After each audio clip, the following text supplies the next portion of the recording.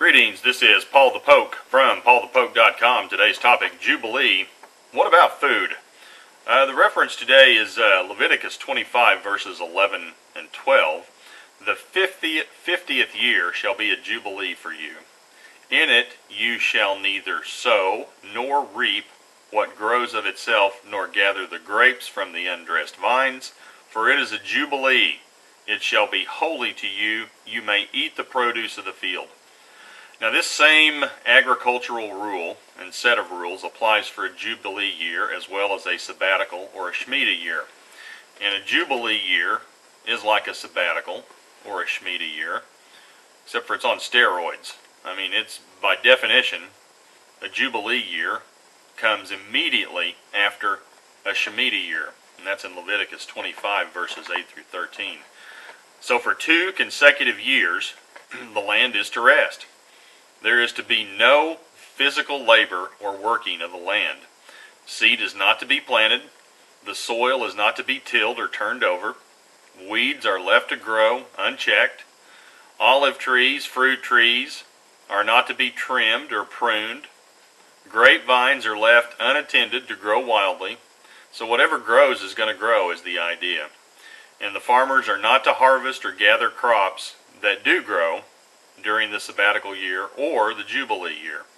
So the food that grows is for the farmer, servants, workers, foreigners, and the poor. And then the food that's not eaten by the people, well, the remainder is for the animals. So the idea is people go out and get their food off the vine, off the tree, as it's ready. And that's when you go get it. You don't go and harvest it. Now this doesn't seem real practical on the surface. And so what are you going to eat if the land is left to rest for 2 consecutive years? So, effectively God's saying, hey, no farming activity for every 49th and 50th years. So, with a Sabbatical or a Shemitah year, this happens, every 7 years. And in the case of a Jubilee year, this happens on a Sabbatical Shemitah, and then the next year, a Jubilee year. So on years 49 and 50, the land's to rest, you're not supposed to work it, etc. So how are people expected to eat and survive? And, so somebody looking at this is like, well, come on, God, this isn't very realistic. It's not practical. What are we supposed to do for food? God did take that into consideration, and He does have a plan, and that's noted in Leviticus 25, verses 20 through 22. But if you say, what are we going to eat on the 7th year if we do not sow or gather crops? Then I will so order my blessing for you in the 6th year that it will bring forth the crop for 3 years. So God's taken that into consideration. So the year before the Sabbath year, the harvest before the Sabbath year, then the Jubilee year, He's going to give you a bumper crop. So when you're sowing the 8th year, you can still eat old things from the crop, eating until the 9th year when its crop comes in.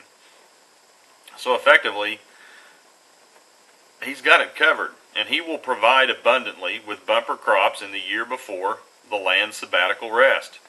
3 times the usual amount, and in the case of a Jubilee year, that would be 4 times, because you got to take that year into account.